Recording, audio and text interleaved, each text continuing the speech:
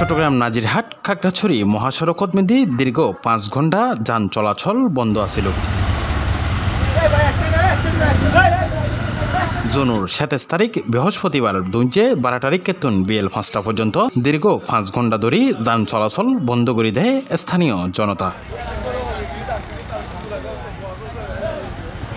সরজমিনে যাইরে এলাকাবাসী সকল হতা হয়ে জানা যায় গত জুনের ২২ তারিখ শনিবার হাটাজারি নাজিরহাট মহাসড়কত সরকারহাট বাজারত সড়ক দুর্ঘটনায় ১২ জন আহত হই। সরকারহাট বাজারত এলাকাত মিতালি ক্লাবর সামনে এই দুর্ঘটনা সংঘটিত হয়। হিন্দি সড়ক দুর্ঘটনাত শান্তি পরিবহনের একান বাস সজোরে একান ড্রাম ট্রাক করে দেখা দেয়। হেন্ডে ড্রাম চালক মোহাম্মদ মানিক গুরুতর আহত হয়। তারে চট্টগ্রাম মেডিকেল কলেজ হাসপাতালত ভর্তি করানো হয়।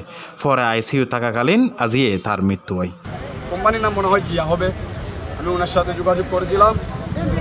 উনি আমাকে বসাতে ৬টা থেকে আমি ফার্স্ট টাইম কল যখন আমার ভাই যখন নিঃশ্বাস ত্যাগ করেছিল আমি ফার্স্ট টাইম কল উঠে দিয়েছিলাম। উনি আমাকে নাগাদ ৬টা থেকে ১০:৩০ পর্যন্ত অপেক্ষা করেছিলেন। উনি বলতেছেন যে আমি চেষ্টা করতেছি। লাস্ট কল আমি দেওয়ার পর আপনি চেষ্টা আজকেও করতে পারেন, ১ বছরও করতে পারেন।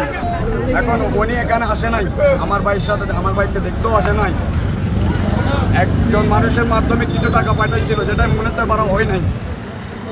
তারপর আমি বাসওয়ালার সাথে কথা বলেছি পেলাম, উনিও কথা বলতে।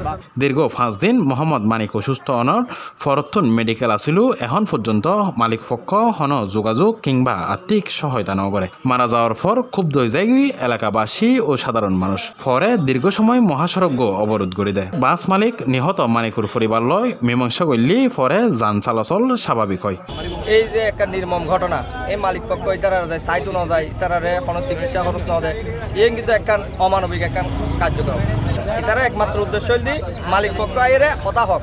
আগামীতেও যে কোনো দুর্ঘটনা যাতে মালিক পক্ষ আইরে যারা দুর্ঘটনা যারা আহত নিহত হয় ইতারার পাশে দাঁড়াইব ইয়ে দাবিতে আর সাধারণ মানুষ দাঁড়াই যায়। তারা তখনও অসৎ উদ্দেশ্যে এটা গাড়ি ব্যারিকেড ন দেয়। বাস সমিতির লোকেরা, বাস সমিতির মালিকরা যারা আছেন এরা যদি এর ফ্যামিলিকে যথাযথভাবে উপর আল্লাহর দিকে যে যদি এরা সন্তুষ্ট হয়ে যায় ওইভাবে একটা সহযোগিতা, ওইভাবে একটা হেল্প আশা করতেছিলাম। যদি বাস সমিতির যদি বিন্দু পরিমাণ মানবিক, এদের মধ্যে মনসত্ব মানবিক বলতে কিছু থাকে, অতি দ্রুত এরা এটা একটা ফয়সালা করে এদের বাস এরা ছেড়ে নেওয়া যাওয়ার জন্য ব্যবস্থা করবে। এই বিষয়ে জানতাম সালি নাজিরহাট হাইওয়ে থানার সেকেন্ড অফিসার মোহাম্মদ আনিস মুঠোফোনে সিপ্লাজর হয়।